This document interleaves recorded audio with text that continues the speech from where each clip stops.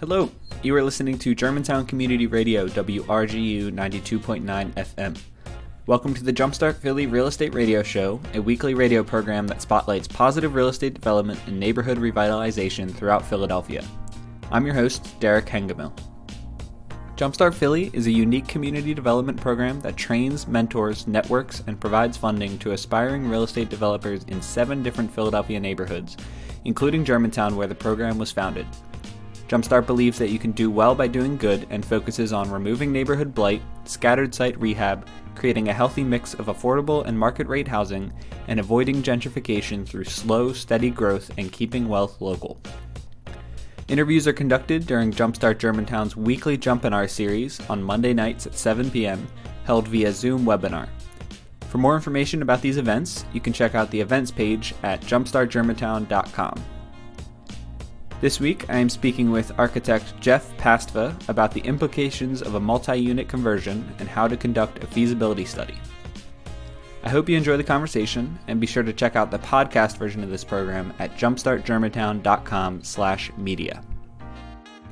Jeffrey Pastva is an architect and certified passive house consultant with extensive experience designing housing, including affordable, student, and senior typologies for both single and multifamily projects, and new and rehab projects. He has also served his community and profession via leadership roles in the American Institute of Architects, including as the current AIA Pennsylvania president and his neighborhood RCO. He holds a Bachelor of Architecture from Syracuse University and has been a licensed architect in PA since 2011. It's my pleasure to introduce Jeffrey Pastva. Good, thanks, Derek. And a lot of the background I think we'll be talking about is more from the design side. So you probably have a lot of people coming from the legal side and maybe the real estate development side, maybe the contractor side on some of these webinars. So a lot of this is kind of on the front end design and also kind of getting into the details that we kind of hope to, if we have time at the end, talk more about how we actually might convert some of these things, whether it's a single family to multifamily, but also if we add anything to it, such as like an energy retrofit as part of it, or kind of how do you max out units if you are converting them. Great. Yeah, awesome. And that's good to hear that you're going to give us that little design side of things, because you're right. We have had tons of legal related guests on who get into the nitty gritty of things, but kind of leave out the side of the creative aspect of things. So it's great to hear that. And thanks for offering your information to us tonight. So obviously the first thing I want to talk about is going to be zoning, because any multi-unit conversion means you're changing it from a single family dwelling to something bigger, or reverse, I'm sure, which is more unlikely. But I know we've covered zoning and sort of the ins and outs of it in other sessions, but I want to hear your take on it, and maybe you can kind of lay out the basics of zoning and sort of what that means for a property and how it relates to your multi-unit conversion. Yeah, I mean, at the most basic level, I'm sure most people are aware that zoning is kind of the rules that you're allowed to do. If you want to do something different than those rules, you have to, ask for relief and go to the variance process, which we might get to a little bit. But by and large, it's what you're allowed to do, and if you stay within those bounds, it's as simple as submitting, an application to L&I, and then approving it probably pretty quickly if it's a simple thing. Mm-hmm. The thing that every scenario is different. Specifically, if we're talking about taking, an existing single family dwelling and converting it into 2 or 3, probably no more than 3 or 4 units. But once you get to that, the first step from a use standpoint is to just make sure that your zoning allows it. Most single family housing stock throughout the city, and specifically Germantown, I think it's in the upper northwest kind of area of the city is how the city defines it, has a lot of single family zoning already. And so if you want to convert, you have to make sure, that's your first step. Make sure that you don't trip over your use. So if you have an RSA 5 designation, which is one of the most common single family zoning across the city, you really need an RM1 to allow that. Otherwise, you're asking for a variance. So that's kind of your first step. So wait, so if you could repeat that real quick, an RM1 is if you're going from a single family RSA 5 to RM1, you don't need a zoning variance? If over the course of the of the history of the property, zoning can change, or someone could have built a single family house where multifamily use was allowed at one time. So it goes, you can do one way but not the other, right? If you have multifamily zoning, you're allowed to build a single family house on it, but you can't do the other way. So there's a chance that what you've acquired, or if you're looking to acquire a property and you want to convert it from a single to a multifamily, that looking for something that already has a multifamily zoning attached to it. RM1 just happens to be the most common throughout the city. There are other multifamily designations, RM1 through RM5, and there's some RMX, which is a mixed use designation, which gets a little more challenging to submit. But the biggest thing is just to make sure your zoning is correct and that you're allowed to make that use change. Sure. And then the other part of that feasibility, and I tend to do kind of a study kind of all the way throughout whenever I'm doing any project. But I would still also look at, like, if you are planning on doing any type of addition, is there room that allows for your addition to be either taller or out through the rear? And some of that can be, when you're looking at different lot configurations, knowing that you have room to grow, because basically zoning will always allow a non-conforming use as long as you don't make it worse. So even if you had, let's say, even for example, from a use standpoint, if you had a duplex that's existing on single family zoning, you could maintain that duplex as long as you didn't change the use. Gotcha. This is something to keep in mind. So what you're saying about, like, kind of gauging how much room you have to expand on a property, like, the zoning variance doesn't necessarily need to be part of your rehab process, right? You could just have it in the back of your mind being, like, later down the line in 5 years, I could convert this to a duplex because there's the space, right? Yes. Cool. So before we get, and I want to talk about the zoning variance process and what you can expect from it, but before we get into that, sell us on why we should be, like, considering a multi-unit conversion. I'm sure there's some obvious benefits that come to mind with people, like profit and sort of just like the opportunity that certain properties provide. But why should people be seeking to do something like this? What are the main benefits they'll see? To me, that's probably the main driver. If you're looking at this, if you're a buy and hold developer, you're probably looking at renting multifamily because you'll be able to maintain that and have a higher profit margin, I believe. That's not really my expertise about profit and loss, but my understanding is that most people that want to buy and hold, you have a better chance of getting more value out of that property if you had 3 units. I mean, I just think about what you can get for 1 2-bedroom versus 2 1-bedrooms. I think generally the 2 1-bedrooms will actually generate more income than 1 2. Effectively, you can charge a lower rent times and get more than you would if it was just like one standard rent, right? Yes. But then, from an urbanistic standpoint, I also believe in more density. And if you're creating smaller units, you're creating more density, and you can create more affordability at some level too, right? So instead of having one person a family trying to rent one single family home, you might be able to have 2 families rent in the same amount of footprint. So if the city of Philadelphia and other cities across the country want to find ways to densify their cores, kind of whether you want to call it chopping up a unit or adding more density to the unit is the best way to create more affordability. It's kind of one of the bigger trends that I'm seeing in multifamily housing. Sure, yeah, that's great, and I'm glad you brought that up because that's something I didn't really think about it from the investor's perspective, but from a city developer perspective, I can certainly see how it's beneficial to kind of maximize the amount of people you can fit in the spot rather than kind of pushing people out. So that's great. Okay, so now let's get into some of get into the weeds here a little bit and talk about the zoning variance process. And this is something that we see a lot in applications that are submitted. We shoot back right away. Are you aware that if you want to move forward with this, you're going to need to do zoning variance? And typically, as soon as they hear that, they think, "Oh, okay, I'm out. I'm not going forward with it." Mm-hmm. Maybe you can tell us a little bit about what the process looks like to get a zoning variance. Is it as scary as it sounds? If it is done properly, or how can it be done properly? Just tell me a little bit about your experience with it. Yeah, I wouldn't say it's necessarily scary. It's time consuming. With any city agency, it kind of doesn't matter how big or small a project is. It still has to go through the same rigor, the same number of agencies, and generally the larger projects, might be asking for more variances. So something that's coming in for 100 units, 300 units, not only are they asking for more things, they're going to get more attention from the city. They're going to have more lawyers, as maybe part of the team, making sure that they are getting in front of the right agencies at the right time.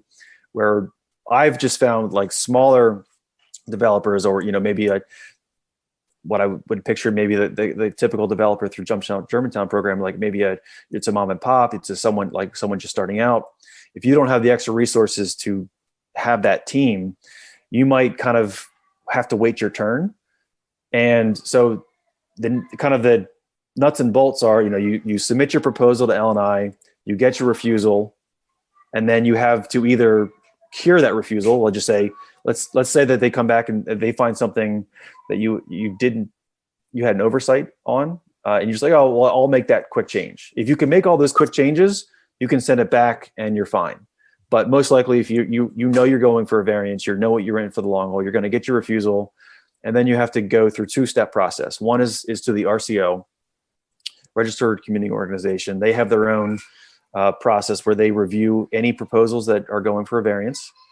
And depending on what you're asking for, whether you are specifically asking for a relief for one thing, anybody, once you open the door, can vote it down for any reason, and they don't have to state the reason why. So you could be going for multifamily housing, and it's a neighborhood that says we only want single family owner occupied in this neighborhood. Well, they can't necessarily, object for that reason. Like if they actually had to put that reason like in the court of law, it probably would fail. But in the kind of democratic process we have, anybody can vote for any reason. And you might have someone support or deny it from a near neighbor standpoint or from a community at large. Once you go through that, they will give you either a letter of opposition or a letter of support or a letter of, I think it's called like non-opposition, I think it's called, where they just say, there's not enough people in here to vote either way. It's kind of a tie. We're not going to oppose this, but we're not going to support it either. Then you go to the zoning board, which is citywide. And ironically, in my neighborhood, just had this happen where every single stakeholder voted against it, and the process was still approved. So what happens at the ZBA is fairly independent from what happens at the neighborhood level. However, the ideal process is that you are working with neighbors to address their concerns as much as possible. You get to the ZBA, you have a letter of support from your neighbors. Generally, if you have a letter of support, you will get approved at the ZBA. You're saying in that situation you were in, everybody voted no. Did you get a letter of support? In this case, it wasn't my project. It just happened to be a project that I had seen, but it was the near neighbors. So there's like a couple of stakeholders. Anybody who lives within, I think it's 500 feet of a property, has like a certain standing. They would say that like they have a higher level of vote. So if they were all to vote no for a project, generally that would then influence how the community votes more. In this particular project, the near neighbors, the RCO zoning board, a separate RCO, all voted in opposition, and then the ZBA voted for it. So it's like one of these really random things that you always think you're doing the right thing and you're working with neighbors. In this case, neighbors didn't want it, but like I've seen it also go the other way, where you've made changes to your project, the neighbors supported it, it went to the ZBA, and then the ZBA denied it. So it's kind of a crapshoot, but generally I have been seeing, I think on average, anybody who asks for a variance eventually gets it. It just might take some time. Right. So you said this there that you feel like you're doing everything right, and then you might be surprised at the outcome. What sorts of things can you do to be doing things right? I guess. I mean, I've heard like just getting to know neighbors and kind of talking with the right people and developing in a positive way. But what sorts of ways can people kind of prove themselves to the community that it's a valid project? I mean, you're going to have more bargaining chips for larger projects. I think it's going to be harder if you're taking specifically, like, you want to take one single family home and just convert it to a triplex. There isn't a lot of give and take you can have. What I've seen more and more for like the larger projects that come in, as kind of like a community member, I said when I was volunteering with my RCO, like I was reviewing projects come in before they went to the zoning board. And we would offer opinions about, could you do this, that, and the other. So sometimes it could be a design thing. It could be, we promise to have better materials instead of just slapping on like a stucco box bay. We promise to have, parking.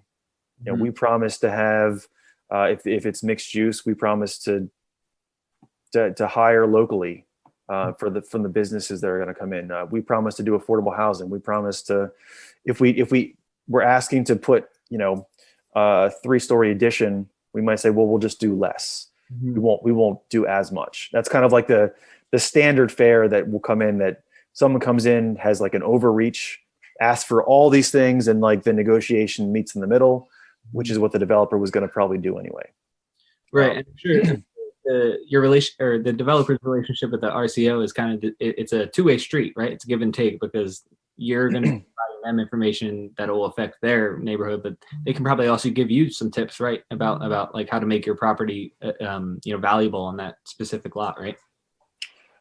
I'd like to think that over the years, again, in my role as kind of counseling developers coming into my neighborhood before they went to the ZBA, or our zoning board, it was Sosna is the neighborhood, south of South, that we thought we were actually making the project better, right? We were adding things about materiality, form, and sometimes the formal changes that we would offer from a design side might actually get them more units, right? Because they would think about things that they didn't think about before, or again, we would kind of help them orient the site a little better. Maybe where to put a front door for retail, because we know the neighborhood just a little bit better, where we think that like more people would activate this site, and what areas might have more crime associated with it.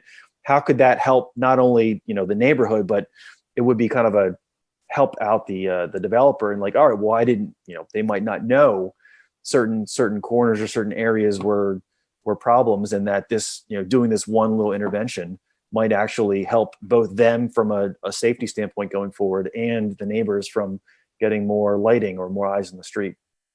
Cool. So let's move on, because time's flying by here. But thanks for your insight there, and maybe we'll have you back later to talk more in depth about the variance process. But let's move past that, and let's consider somebody who's acquired a property that either fits the zoning that they want it to expand to, or the zoning variance to go through the process. Now it's time to hit the road and get construction going. What does that look like for a multi-unit conversion? Like, what work is going to be required? What on top of just the normal scope of work for a normal single family renovation, what are you also going to need to include in that? And I have some more questions following up after that, but maybe you can just get started with that. So, I mean, there's a lot of scenarios you can go through. One, again, even from looking from a site selection standpoint, knowing which sites could be better candidates for conversion. We talk about a little bit like having a wider lot. I think the typical lot, if you look at like the average, I think it's like a 15-foot lot.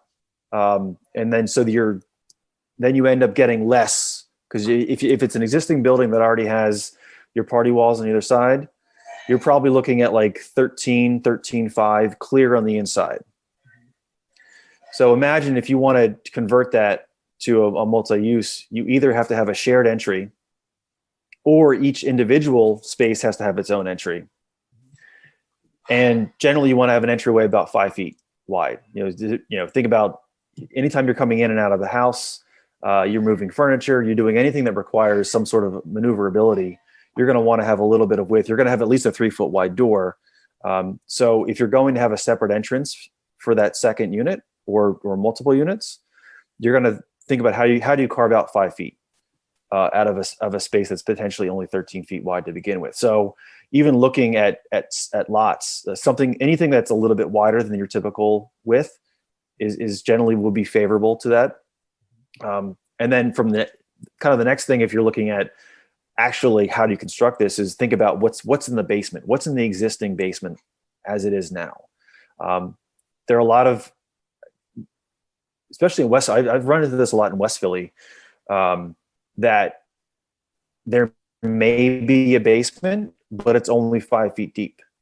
So if you have to think 3 feet plus out of this basement, both from how to get the dirt out, how do you underpin your neighbors? Underpinning is a term about anytime you kind of dig out underneath deeper than your neighbor, it makes your neighbor unstable, because basically the foundation's coming down.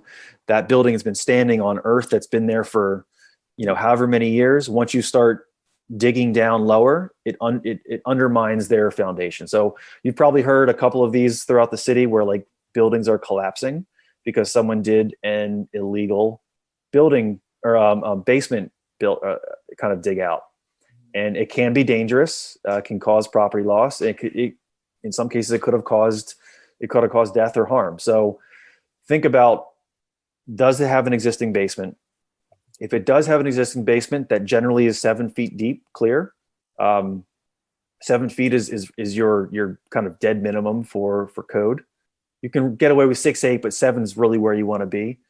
The next thing you want to look at, if you're going to do that and make it into a bedroom, you have to add an egress well. Mm-hmm. So an egress well generally is going to be on the sidewalk. So kind of the next thing you want to look at from that kind of standpoint is that, do you have a wide enough sidewalk that you could put in an egress well? Because that's a separate process that potentially requires a variance through streets. It's not through L&I, but if you wanted to move forward with putting in an egress well in a place that is too thin or too narrow, you have to basically get a variance from streets, which is a much more opaque process than getting a variance from L&I. The other option is, to put one in the rear. So this is from a zoning and kind of lot standpoint, you have to consider, is there an egress, like an alley in the back? Not every lot in Philadelphia has access to an egress alley. So if you wanted to put your egress well in the rear, you have to have that alley back there, or else zoning will actually deny you. And is an egress something that's only required by a multifamily home? Is that what you're implying? Is that if you're doing a multifamily home, you need to have that egress? Well, if you're building new now, you would want to have that egress alley also. But if you're converting and you want to use the basement in particular, okay, I see what you're saying. and you want to add that space as a bedroom, because they have made, I think in previous versions of the code, they let you slide, or you could probably make it a bedroom without making the egress well. But now if you're proposing a bedroom in the basement, L&I will make you put an egress well in. Mm-hmm. So knowing where you can get away with one is kind of an important part of your process and site selection. Gotcha. So a multi-conversion or a multi-unit conversion could just look like a normal single-family home that has 2 bedrooms upstairs. You could put a 3rd bedroom in the basement and make that your 2nd unit, right? You could. If you're just tuning in, this is a conversation with architect Jeff Pastva about the implications of a multi-unit conversion and how to conduct a feasibility study. Thank you for listening to the Jumpstart Philly Real Estate Radio Show on Germantown Community Radio, WRGU 92.9 FM. I hope you're enjoying our discussion. Great. So thanks for that little jumpstart on the process of it. But I want to back up a second and talk about the difference between multi-unit conversions for a buy and sell deal versus a buy and hold deal. I think you hinted at it earlier that typically if you're looking at a multi-unit conversion, you're going for the buy and hold because of that, advantage you get on the amount of rent or the amount of rents, plural, that you're getting. Mm-hmm. But what differences in design and the construction process would you need to consider as far as doing a project as buy and sell versus buy and hold? So I guess that there's 2 parts to that. One, if it's a buy and sell the whole thing, wouldn't be that much different than buying and holding it. The big change that I see is if you want to condoize and sell off individual units in the future. I personally don't have a lot of experience with that for a couple of reasons. One, it actually is there's more your cost premiums go up for architectural liability insurance if you do condos, because there's actually a high propensity for lawsuits. What's the distinction that makes something a condo? That you actually want to sell it off, like sell off one individual. So if you make it a duplex and you sell off one unit, then it's a condominium. Gotcha. And is that something that you see in Philadelphia a lot, or not really because of the reason you just gave? I personally have not seen as many condo sales. I think that, if I have my history correct, there was a lot of condo sales pre-2008 recession. And I think, once the market shifted over, it like everything came back and it was almost exclusively single family homes and multi-unit rentals. Doesn't mean that condos don't exist, but I think that I haven't seen as many smaller condoizations. However, if you wanted to pursue it, from a design standpoint, you have to know that there's probably going to be some amount of common area in your space, and you have to think about how utilities come in, because generally that's the big headache you have to deal with. Like you're going to have some amount of common utilities, potentially, like if you have like one entrance for 2 units or 3 units, or a common stair. As soon as you have 3 units, you're going to have a common stair. There's no real way around that. If it's 2 units, you can get away with each unit having its own entrance potentially.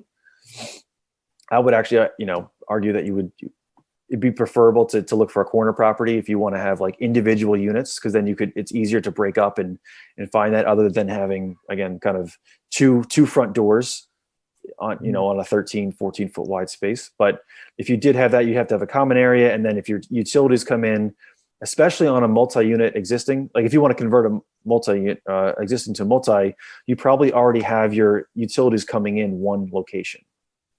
So you either have to find a way to get all those utilities up somewhere else within the unit, or you want to have your small kind of mech room with access, like at the front of the unit in the basement, or something like that.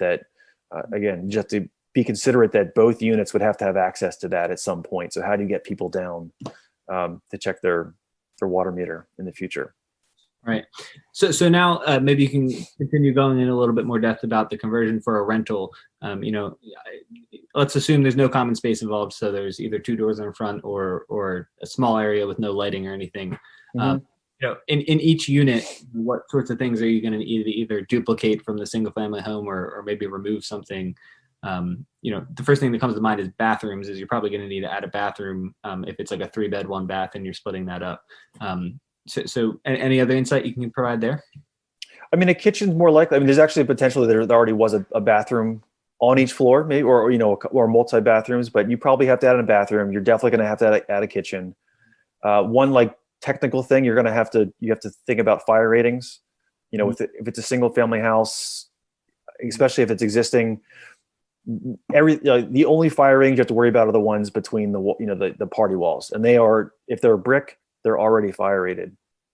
But if you are adding it in, you're going to have to fire rate anything that is vertical or horizontal. So if you have that space that is common, you'll have to separate with a fire rating, the common area from the rest of the unit, and then like the floor ceiling, which it's not a complicated thing, but just it's one of those things you have to think about. It's not already in there, right? So you have to add it in, and anything that goes through the fire rating has to be protected in a certain way. So that's kind of like the trickiest part of that conversion. Otherwise, you have to think, when you're laying it out, you have to kind of think about where the stairs are. That's really the biggest thing. How do you get up to the upper unit? And is it a hallway that kind of comes from the street, maybe back to the middle of the footprint and then up, so you can have like a space in the front and a space in the rear on the ground floor? Or do you have your stair right in the middle? I mean, like right when you enter the unit, and that could be depending on whether you're doing a total gut rehab, or if you want to try to use some of the existing infrastructure there. I mean, so it's possible that if the stair was already there in the middle of the space, middle of the first floor, you could reuse that as long as you do the proper fire ratings, you could keep the stair where it is and use that stair to get up. So some of that could be, while you're doing site selection, but others think about how much demo do you want to do to the space? What does your budget allow to demo this? Because that's, again, the main thing. And if possible, finding a way to stack your plumbing, because it's still, you're still probably going to, even if it's especially if it's condo, you probably want to have a separate lines. But if it's a rental, you can have combined plumbing lines, because there's only going to be one line out to the sewer. Right. Cool. That's some great information. So thanks, Jeff. So before we move on, because I think we'll finish up talking about feasibility studies and sort of what you're getting into now, like determining which properties are going to be way better or way easier for a conversion. I just one more thing from your design perspective, like how similar or different should the units be from each other? Because I can imagine, it's obviously easier from a creative perspective to like make the same style kitchen and use the same style materials in both units. How important is that really? And can you get away with having like one unit that maybe you put a lot more, money into and a lot more care into the design and making it, quote unquote luxury, and then having one that is just that side piece that gains some extra revenue? Like, is that something that's feasible or responsible? I think it's definitely feasible. I think, particularly if you let's say you have a 3-story existing building. A lot of times I've seen like the first floor and maybe the basement becomes one unit. And then the second and the third and becomes, there's a chance that could be a bigger unit. Maybe that's a 2 or 3 bedroom where the ground floor is a 1 bedroom. The kitchens themselves might be the same, but you might have more space to play with on the upstairs units. Maybe it has a roof deck, or maybe it has access to a rear porch. So maybe you could say that one has more design to play with. Maybe you can add some, I won't say skylights, but maybe like you might be able to have more access to light and air, because you could use the roof potentially for some sort of access or adding light access, light wells up there. But I don't think there's like a moral or ethical responsibility to make both units the same exactly.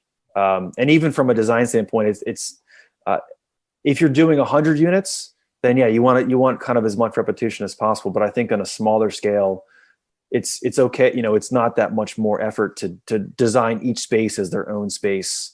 And especially if that end user, it's possible that if you're doing a multi-unit conversion, that one of the units is for you, right? So if you feel that one unit is for the owner occupant and one is for a renter, then you might have a difference in whether it's the level of finishes or level of care that you give to one unit versus the other.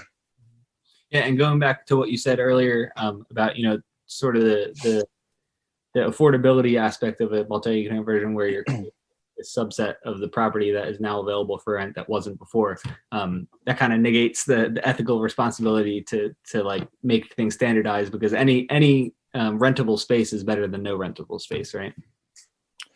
Yeah, in my opinion, the ethical part comes in more if like you're getting funding at some level. So I've done a lot of work in low-income housing tax credits, and some of you might be familiar with the mixed income housing bonus that's been around for a little over 2.5 years now. They specifically say that if you're going to be providing affordable units within, truly affordable units in your space, that they can't be of a less quality than others. So in that case, yes, like they should be the same in both cases. But if there's no additional funding, to me, I don't have a problem with having one that is, of call it lesser quality or more of like a rental builder grade than something that is you're selling it, because the market's going to dictate. Like if you think you can get more rent by increasing the level of finish, then I think that's going to be on your own pro forma to understand that, yes, this is the market I'm selling to. We need to have this extra level in order to compete on the market. Otherwise, I think that you're going to find it's kind of very similar. I don't think you probably won't end up having 2 units that are that different, again, unless like one is for like someone special like yourself versus just anybody who's running off the street. Mm-hmm. Cool. So moving into one of my last topics here, I just want to ask you about feasibility studies a little bit more in detail. This is kind of we're reversing way back to where we started, and kind of like when you're searching for a property, other than zoning, what you already mentioned some of them, kind of about layout and width of a property. Maybe you can just repeat them and reiterate. Like what sorts of things should you be looking for that would qualify a property as feasible for a multi-unit conversion? This is like when you're looking to source properties. So don't feel bad about repeating yourself, because I'm sure we could all appreciate hearing them again. Sure. I mean, so at a most basic level, like anything that's a corner property it's probably going to be more expensive. And I don't think I have to tell a group of real estate investors that corner properties are more valuable, but they are definitely easier and have much more flexibility in a conversion from a single family to a multifamily. Not for at least nothing that you can have multiple access points into that building. And you're not confined to just having, again, 2 front doors potentially on like a 15-foot wide lot. You now have potentially like 45 feet of frontage or more on one side to be able to enter that. But if you are looking for an infill property, width is a factor, even depth, because the depth of your lot is going to determine, one, potentially if you have to have any zoning variances, if you ever want to build an addition, you have the room to grow. But even if you just want a backyard to offer as an amenity, the more backyard space, people aren't really doing ADUs yet. I don't think ADUs are really accessory dwelling units are really a feasible thing yet as a standalone building in Philadelphia. But that's another thing to think about if you actually wanted to maintain the single family home, but build an accessory dwelling unit in the back. That's a conversation that's actually ramping up more and more. However, Philadelphia only allows them within the zoning code if they are within the confines of the existing building, which. I don't know too many people who are doing these, but it would basically be if you want to convert like the basement, somehow let's say you somehow were able to have access to that basement independently, you could make that as a separate unit as an accessory dwelling unit, because they have different requirements about what an ADU is in terms of like, size of the unit and access. But that's kind of like a little further conversation. But if you were thinking other types of multifamily conversions, like that is one thing to think about. Height is another one. Like, are you on a 2-story block? Because then generally that means you probably have the chance to add a 3rd story. You may run into a variance here. If you're not familiar, if you're on an RSA 5 lot, which is your classic single family zoning, if you add a 3rd story, when you have a 2-story on either side of you, that 3rd story has to be set back 8 feet, or you have to get a variance. So the feasibility of putting on a 3rd story with an 8-foot setback without going for a variance doesn't always work. So the other feasibility, just kind of, again, thinking about like, is there an egress alley in the back? So this is part of like, if you get a site survey, that's where you'll find that out. Like, you can use Atlas to find out some basic stuff, but I always try to confirm and always ask for a survey to make sure that like what we, even if you have a deed, the deed doesn't always have the right information on it. So. Yeah, and that's something we mentioned in a lot of Jumpinars is kind of just how to use Atlas and what a great source of information that is. But you got to verify and double check, because even on a system as perfect as Atlas, I'm sure there can be some snafus as far as like expectations versus the reality. Great. So thanks so much for going into feasibility studies. And the last thing I want to ask you about tonight is something that you mentioned as a point of interest in our practice session leading up to this, but I think it's a great place to talk about this, because it's kind of in the same realm as multi-unit conversions. I mean, it was what you called energy retrofits, and something that you've seen becoming more popular and more feasible. So what is an energy retrofit, and how can you convert a property into passive housing or something that's using less energy and doing less harm to the environment than it was before? So there's 2 main things you have to think about with that. One is going to be the amount of insulation you have to add. If you're taking an existing brick row home in particular, there's a good chance that there's no insulation value to it. Like, if you can see exposed brick somewhere in that property, there's no insulation, most likely. So one thing you have to think about, and this kind of comes into a little bit of the feasibility, and that how much space you have left over, is that all your insulation most likely is going to have to come on the inside face of the brick. And if you're going to do passive house level of insulation, you might need to have like 8 to 12 inches of insulation there. So if that is something you know that is would like to pursue, that is like an area to know that you're going to have to kind of build in from whatever you have. Call it 8 to 12 inches on either side to get your insulation value. And then the other big thing you have to consider is your air tightness.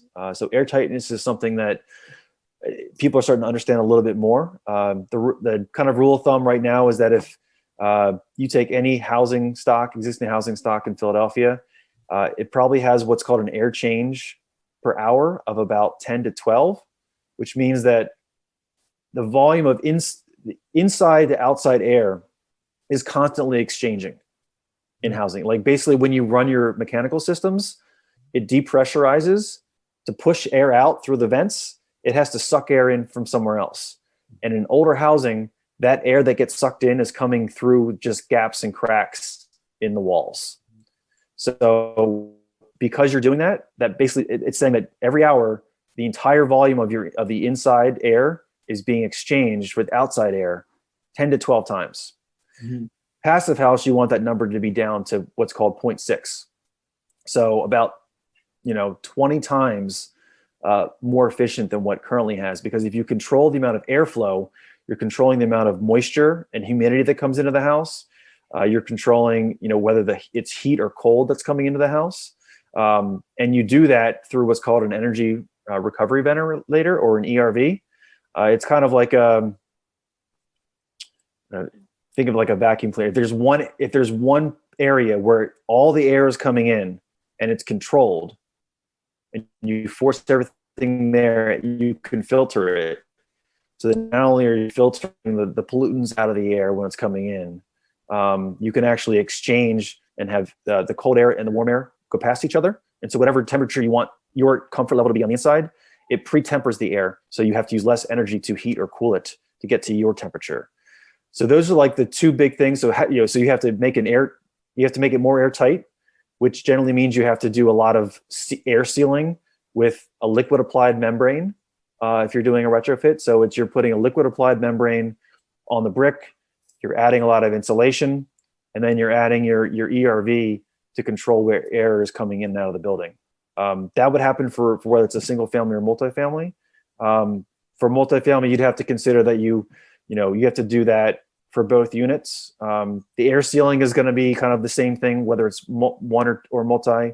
You'd have to have 2 ERVs. And the insulation would kind of be the same, but you don't have to insulate between the units. You just have to insulate from the outside. So cool. And the reason we're talking about this in the context of a unit conversion is because you're already doing all this significant work on the property. Might as well, we're going back to the ethical and moral reasons, is you might as well make this other addition that is going to help out, in the same reign as affordability and all that sort of thing, all that sort of stuff. So yeah, anything else to add about energy retrofits, or are we good to move into the Q&A here? They are a challenge. I'm not gonna say that they are not an easy thing. They're not an easy thing to do, but I think what I believe is more, not even from like the operational carbon use in the future, but I think that more consumers, I believe, will start demanding this. Mm-hmm. And because they will be able to see that their energy bills, if you do it right, could be potentially like $10 a month. Like that's the goal, is to get down to the point where you have so little energy use overall, no matter how much you use, you could give or take, you're finding a way to make it more affordable to operate your house for the next 30 years. Yeah, great. And going back to, what are the benefits of a multi-unit conversion? You're able to do an energy retrofit, which will in turn make your property more marketable to a segment of the population, and make it a little bit more appealing to customers. So sorry, one more quick. Actually, it helps that an energy retrofit of a multi-unit is actually more beneficial. Well, it's easier to accomplish than a single family because of this concept that the more people you have living within the shell, the easier it is to actually attain that number, because you're more people in there. In the winter, we are putting off heat, so we actually, like, the more people that are in a space, the less you have to heat your space, and we are in a cooling environment. So when you size your equipment, you're sizing it to take the worst winter, not the worst summer. And that concludes my conversation with architect Jeff Pastva about the implications of a multi-unit conversion and how to conduct a feasibility study. Next week, I will be speaking with returning guest Ugo Opera about how to manage your renovation and not get burned. The interviews on this program are recorded during Jumpstart Germantown's weekly Jumpinar series, which takes place via Zoom webinar every Monday night at 7 p.m. If you'd like to participate in the live Q&A with our guest, be sure to head to jumpstartgermantown.com/events and register for next week's Jumpinar. And if you're interested in starting a Jumpstart program in your own community, you can visit gojumpstart.org and see our how-to guide and open source training workbook. Thank you so much for listening to the Jumpstart Philly Real Estate Radio Show on Germantown Community Radio, WRGU 92.9 FM. And be sure to tune in next week.